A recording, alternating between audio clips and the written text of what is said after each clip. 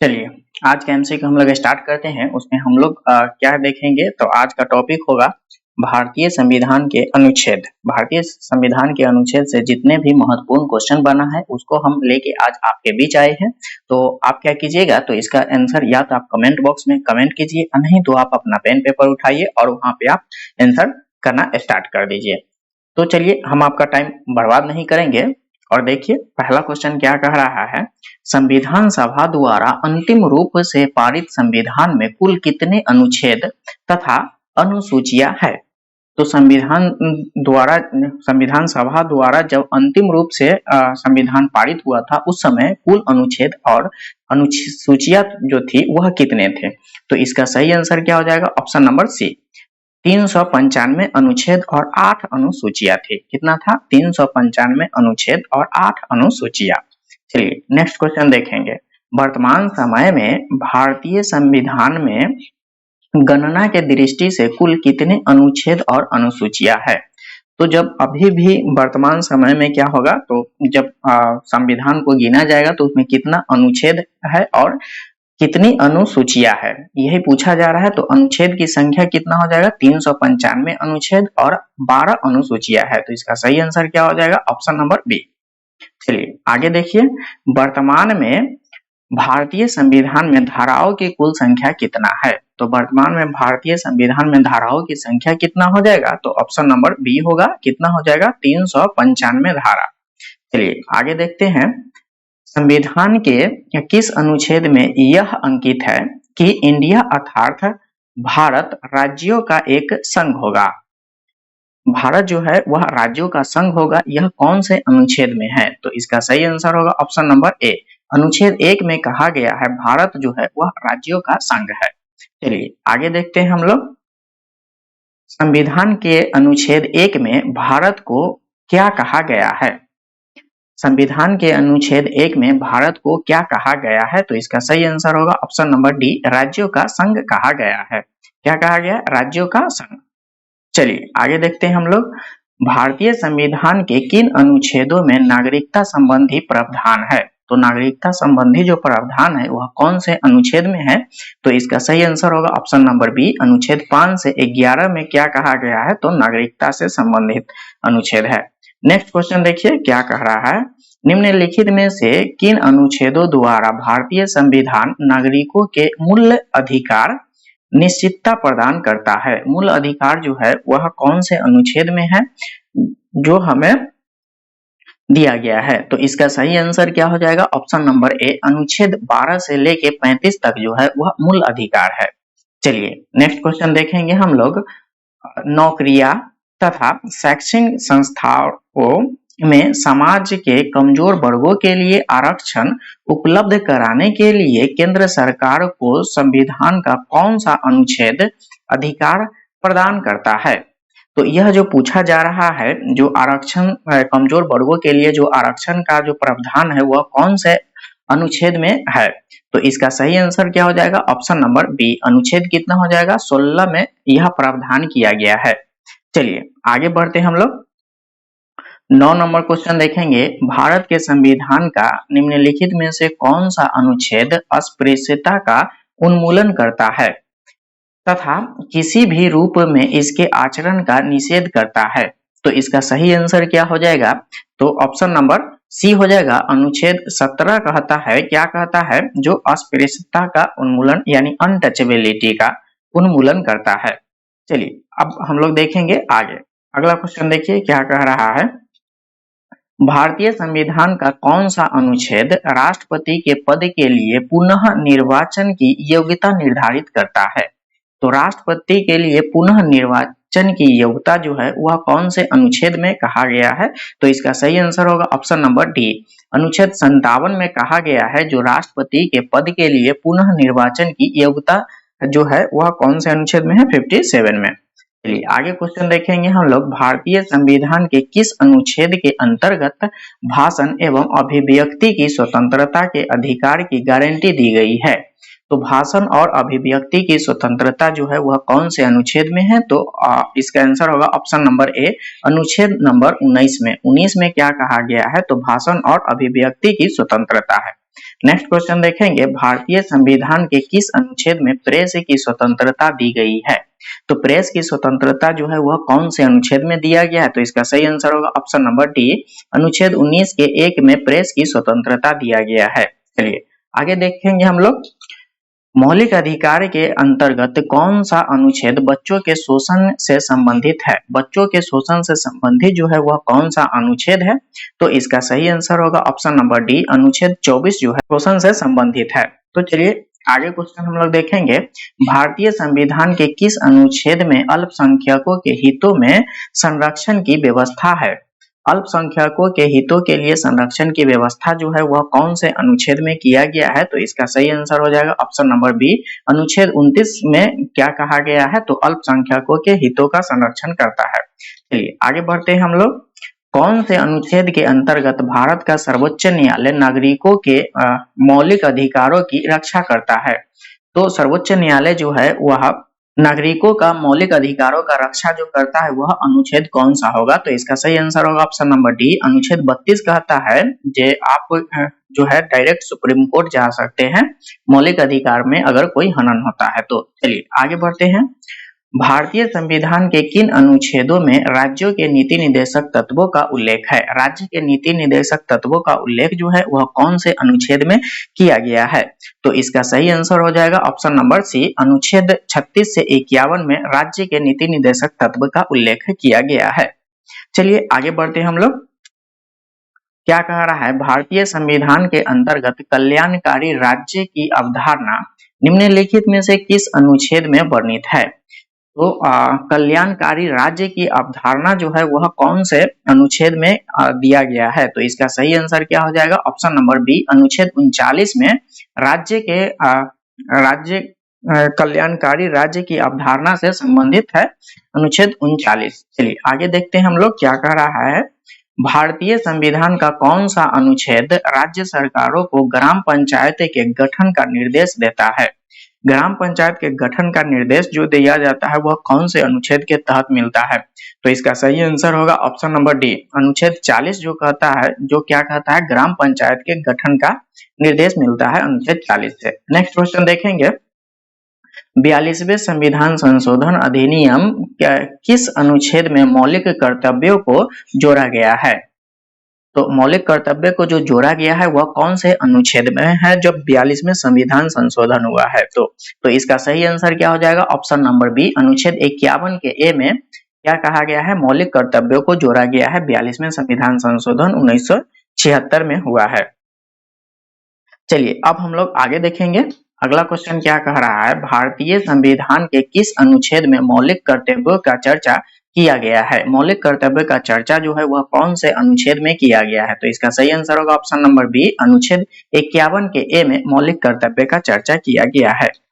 Next question देखेंगे हम लोग, संघ के कार्यपालिका शक्ति राष्ट्रपति में निहित होगा, जिसका प्रयोग यह स्वयं या अपने अधीनस्थ अधिकारियों के द्वारा करेगा।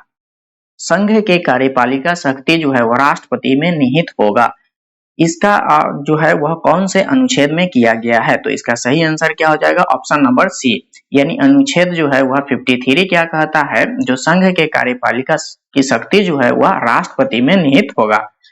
आगे देखते हैं हम लोग क्या कह रहा है, भारत के संविधान के कौन से अनुच्छेद में भारत के राष्ट्रपति के महाभियोग के प्रावधानों के बारे में उल्लेख किया गया है?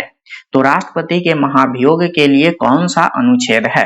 तो इसका सही आंसर क्या हो जाएगा ऑप्शन नंबर बी, अनुच्छेद 61 के तहत भारत के राष्ट्रपति के महाभियोग का प्रावधान किया गया है। चलिए आगे बढ़ते हैं हम लोग, अगला क्वेश्चन देखेंगे, संविधान के किस अनुच्छेद में उपराष्ट्रपति पद का प्रावधान किया गया है? तो उपराष्ट्रपति के पद का प्रावधान जो है वह कौन से अनुच्छेद में किया गया है? तो इसका सही आंसर क्या हो जाएगा ऑप्शन नंबर सी, अनुच्छेद 63 में उपराष्ट्रपति के पद का क्या किया गया है? प्रावधान किया गया है। तो चलिए आगे बढ़ते हम लोग, अगला क्वेश्चन देखेंगे, क्या कह रहा है, संविधान के किस अनुच्छेद के अंतर्गत मंत्रीगण सामूहिक रूप से लोकसभा के प्रति उत्तरदायी होता है?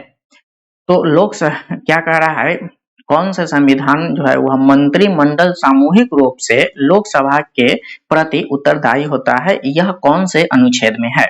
तो इसका सही आंसर क्या हो जाएगा? ऑप्शन नंबर सी, अनुच्छेद 75 के तहत कहा गया है जो मंत्रीगण जो है वह क्या होगा? लोकसभा के प्रति उत्तरदायी होगा।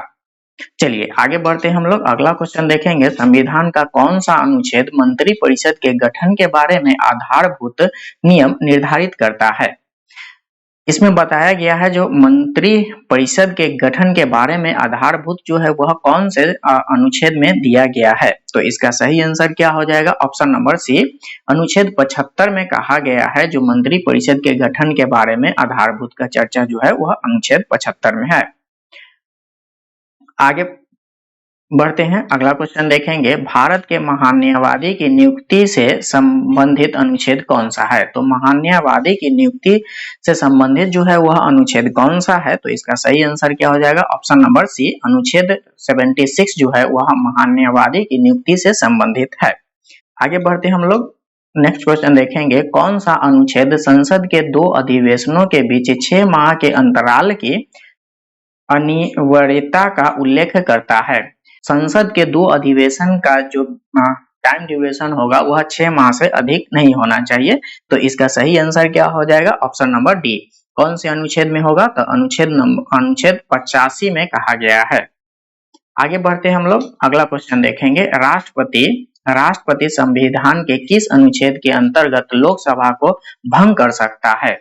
राष्ट्रपति जो है वह किस अनुच्छेद के अंतर्गत लोकसभा को भंग कर सकता है? तो इसका सही आंसर क्या हो जाएगा? ऑप्शन नंबर ए, अनुच्छेद 85 के तहत लोकसभा को राष्ट्रपति जो है वह भंग कर सकता है।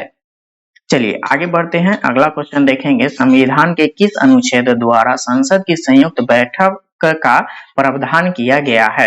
तो संयुक्त बैठक जो है वह कौन से अनुच्छेद के द्वारा बुलाया जा सकता है? तो इसका सही आंसर होगा ऑप्शन नंबर बी, अनुच्छेद 108 के तहत संयुक्त अधिवेशन बुलाया जाता है। चलिए आगे बढ़ते हैं, अगला क्वेश्चन देखेंगे हम लोग, क्या कह रहा है, लोकसभा एवं राज्यसभा के संयुक्त अधिवेशन के विषय में प्रावधान संविधान के किस अनुच्छेद में किया गया है? लोकसभा और राज्यसभा के विषयों का प्रावधान जो है वह संयुक्त अधिवेशन के लिए कौन सा होगा अनुच्छेद? तो इसका सही आंसर क्या हो जाएगा? ऑप्शन नंबर बी हो जाएगा, अनुच्छेद 108 के तहत लोकसभा और राज्यसभा के संयुक्त अधिवेशन के विषय के बारे में लिखा गया है। चलिए आगे देखेंगे हम लोग, धन विधेयक भारतीय संविधान के किस अनुच्छेद में परिभाषित किया गया है? धन विधेयक जो है वह कौन से अनुच्छेद में परिभाषित किया गया है? तो इसका सही आंसर क्या हो जाएगा? ऑप्शन नंबर बी, अनुच्छेद 110 कहता है जो इसमें क्या कहा गया है? तो धन विधेयक की परिभाषा जो है वह अनुच्छेद 110 में मिलता है। चलिए आगे देखते हैं हम लोग, भारतीय संविधान का कौन सा अनुच्छेद भारत के संचित कोष से संबंधित है? भारतीय संविधान का कौन सा अनुच्छेद भारत के संचित कोष से संबंधित है? तो इसका सही आंसर क्या हो जाएगा? ऑप्शन नंबर डी होगा, यानी उपयुक्त में से सभी होगा। तो कौन सा होगा? देख लीजिए, अनुच्छेद 1229 और अनुच्छेद 146(3) और अनुच्छेद 148(6). चलिए आगे देखते हैं हम लोग, अगला क्वेश्चन क्या कह रहा है, भारतीय संविधान का निम्नलिखित में से कौन सा अनुच्छेद भारत के राष्ट्रपति में अध्यादेश जारी करने की शक्ति प्रदान करता है? तो किस अनुच्छेद के तहत जो है वह राष्ट्रपति अध्यादेश जारी कर सकता है? तो इसका सही आंसर क्या हो जाएगा? ऑप्शन नंबर सी, अनुच्छेद 123 कहता है जो राष्ट्रपति जो है वह अध्यादेश जारी कर सकता है। चलिए आगे बढ़ते हैं, अगला क्वेश्चन देखेंगे, संविधान के किस अनुच्छेद में सर्वोच्च न्यायालय के न्यायाधीश पर महाभियोग चलाए जाने का प्रावधान है? भारत के किस अनुच्छेद में सर्वोच्च न्यायालय के न्यायाधीशों पर महाभियोग चलाने का प्रावधान है? तो वह कौन सा अनुच्छेद होगा? तो इसका सही आंसर क्या हो जाएगा? ऑप्शन नंबर सी, अनुच्छेद 124 क्या कह रहा है जे आप जो है वह सर्वोच्च न्यायालय के न्यायाधीशों पर महाभियोग चलाया जा सकता है। चलिए आगे बढ़ते हैं, अगला क्वेश्चन देखेंगे, राष्ट्रपति सर्वोच्च न्यायालय से संविधान के किस अनुच्छेद के अंतर्गत परामर्श ले सकता है? राष्ट्रपति जो है वह सर्वोच्च न्यायालय से परामर्श लेगा, यह कौन से अनुच्छेद में दिया गया है? तो इसका सही आंसर क्या हो जाएगा? ऑप्शन नंबर सी, 139 कहता है जो राष्ट्रपति जो है वह सर्वोच्च न्यायालय से सलाह या परामर्श ले सकता है, उसकी मर्जी परामर्श दे या ना दे। चलिए आगे बढ़ते हैं, अगला क्वेश्चन देखेंगे। सर्वोच्च न्यायालय अपने द्वारा सुनाए गए किसी निर्णय का आदेश का पुनर्वलोकन कर सकता है। यह व्यवस्था संविधान के किस अनुच्छेद में संबंधित है? तो किस अनुच्छेद से संबंधित है? जो सर्वोच्च न्यायालय जो है वह अपना फैसला अगर सुना देते हैं उसके बाद फिर से उस आदेश को पुनर्वलोकन कर सकते हैं, मतलब फिर से विचार कर सकते हैं, यह कौन से अनुच्छेद में दिया गया है? तो इसका सही आंसर क्या हो जाएगा? ऑप्शन नंबर सी, यह अनुच्छेद 137 कहता है जो पूर्णावलोकन सर्वोच्च न्यायालय अपना जो फैसला सुनाए हैं उस पे फिर से कर सकते हैं। चलिए अगला क्वेश्चन देखेंगे। संविधान के निम्नलिखित में से किस अनुच्छेद में यह प्रावधान की गई है कि सर्वोच्च न्यायालय द्वारा विनिश्चित विधि भारत के राज्य क्षेत्र के भीतर सभी न्यायालयों? तो इसका सही आंसर क्या हो जाएगा? Option number A. क्या हो जाएगा? अनुच्छेद 141 क्या कहता है? अनुच्छेद 141 में व्यवस्था किया गया है उच्चतम न्यायालय द्वारा निश्चित विधि भारत के राज्य क्षेत्र के भीतर सभी न्यायालयों पर अभूतकर होगा। चलिए आगे बढ़ते हैं, अगला क्वेश्चन देखेंगे। भारतीय संविधान में सर्वोच्च न्यायालय तथा उच्च न्यायालय के न्यायिक पुनर्वलोकन की शक्ति प्रदान की गई है जिसका आधार है, तो वह कौन से अनुच्छेद में कहा गया है जो सर्वोच्च न्यायालय तथा उच्च न्यायालय को न्यायिक पुनर्वलोकन की शक्ति प्रदान किया गया है? तो इसका सही आंसर क्या हो जाएगा? ऑप्शन नंबर बी जो है यह इसमें प्रावधान किया गया है, यानी अनुच्छेद 32। अनुच्छेद 32 में कहा गया है जो सर्वोच्च न्यायालय तथा उच्च न्यायालय को न्यायिक पुनर्वलोकन की शक्ति प्रदान किया गया है। आगे बढ़ते हैं, अगला क्वेश्चन देखेंगे। भारतीय संविधान का कौन सा अनुच्छेद संवैधानिक प्रावधानों की संघीय संसद राज्य विधान पालिकाओं द्वारा बनाए गए नियम कानून पर प्राथमिकता प्रदान करती है? तो इसका सही आंसर क्या हो जाएगा? ऑप्शन नंबर सी हो जाएगा। अनुच्छेद 245 में प्रावधान किया गया है। चलिए आगे देखते हैं, किस अनुच्छेद के तहत अपशिष्ट शक्तियां केंद्र के पास है? किस अनुच्छेद के तहत अपशिष्ट शक्तियां जो है वह केंद्र के पास है? तो इसका सही आंसर क्या हो जाएगा? Option number D. अनुच्छेद 248 के तहत क्या कहा गया है? जो अपशिष्ट शक्तियां है वह केंद्र के पास है। चलिए आगे देखते हैं हम लोग, राज्यों द्वारा प्रार्थनाओं करने तथा भारत के संसद उन राज्यों के लिए किस अनुच्छेद के अंतर्गत कानून बना सकती है? तो कानून बनाने का जो अधिकार है राज्यों के लिए किस अनुच्छेद के अंतर्गत कानून बनाएगा संसद, यह पूछा जा रहा है। तो इसका सही आंसर क्या हो जाएगा? ऑप्शन नंबर बी जो है यह कह रहा है, अनुच्छेद 252 कह रहा है जो संसद जो है वह राज्य के लिए कानून बना सकता है। चलिए आगे बढ़ते हैं, अगला क्वेश्चन देखेंगे। भारतीय संविधान के अंतर्गत निम्नलिखित में से कौन सा अनुच्छेद संसद को राज्य सूची के विषयों में संबंध में बनाने की शक्ति प्रदान करता है? राज्य सूची के विषयों के संबंध में विधि बनाने का अधिकार जो है वह संसद के पास है। यह कौन से अनुच्छेद के अंतर्गत दिया गया है? तो इसका सही आंसर क्या हो जाएगा? Option number D. कौन सा होगा? अनुच्छेद 249 के तहत। चलिए आगे देखते हैं हम लोग, भारतीय संविधान के किस अनुच्छेद के अंतर्गत अंतर्राष्ट्रीय समझौते को प्रभावी बनाने हेतु संसद राज्य सूची के विषय पर कानून बना सकती है? तो इसका सही आंसर क्या हो जाएगा? ऑप्शन नंबर डी हो जाएगा। अनुच्छेद 253 के तहत कानून बना सकता है। चलिए आगे बढ़ते हैं हम लोग, अगला क्वेश्चन देखेंगे। केंद्र राज्य के प्रशासनिक संबंध भारतीय संविधान के किस अनुच्छेद में वर्णित है? तो इसका सही आंसर होगा ऑप्शन नंबर ए। अनुच्छेद 256 से 263 के अंतर्गत वर्णित किया गया है। चलिए आगे देखते हैं, संविधान के किस अनुच्छेद के अंतर्गत केंद्र सरकार राज्य सरकारों को निर्देश दे सकती है? केंद्र सरकार जो है वह राज्य सरकार को निर्देश दे सकता है, यह कौन से अनुच्छेद में दिया गया है? तो इसका सही आंसर होगा ऑप्शन नंबर ए। अनुच्छेद 256 के तहत यह चीज का प्रावधान किया गया है। चलिए आगे देखते हैं हम लोग, अंतरराज्यीय परिषद के गठन का प्रावधान संविधान के किस अनुच्छेद के अंतर्गत किया गया है? तो इसका सही आंसर क्या हो जाएगा? Option number C. अनुच्छेद 263 क्या कह रहा है? तो अंतरराज्यीय परिषद के गठन का प्रावधान जो है वह संविधान के किस अनुच्छेद के अंतर्गत किया गया है? तो 263 के अंतर्गत किया गया है। चलिए आगे देखते हैं हम लोग, नेक्स्ट क्वेश्चन, भारतीय संविधान के किस अनुच्छेद के अंतर्गत वित्त आयोग का गठन का प्रावधान किया गया है? वित्त आयोग का गठन जो है वह कौन से अनुच्छेद के अंतर्गत किया गया है? तो इसका सही आंसर होगा ऑप्शन नंबर बी, 280 के तहत वित्त आयोग का गठन किया गया है। चलिए आगे देखते हैं हम लोग। संपत्ति का अधिकार संवैधानिक अधिकार है, यह बताया गया है। संपत्ति का अधिकार जो है वह संवैधानिक अधिकार हो गया है, यह कौन से अनुच्छेद में है? तो इसका सही आंसर होगा ऑप्शन नंबर डी, अनुच्छेद 300 के क में कहा गया है जो संपत्ति का अधिकार जो है वह अब संवैधानिक अधिकार हो गया है। चलिए आगे बढ़ते हैं, अगला क्वेश्चन देखेंगे। भारतीय संविधान का कौन सा अनुच्छेद नई अखिल भारतीय सेवा की स्थापना का प्रावधान करता है? नई अखिल भारतीय सेवा का प्रावधान जो है वह कौन से अनुच्छेद में किया गया है? तो इसका सही आंसर हो जाएगा ऑप्शन नंबर बी जो है अनुच्छेद 312 में प्रावधान किया गया है, जो नई अखिल भारतीय सेवा का स्थापना किया गया है अनुच्छेद 312 में। चलिए आगे बढ़ते हैं, अगला क्वेश्चन देखेंगे। संविधान के किस अनुच्छेद द्वारा लोक सेवाओं को संरक्षण प्रदान किया गया है?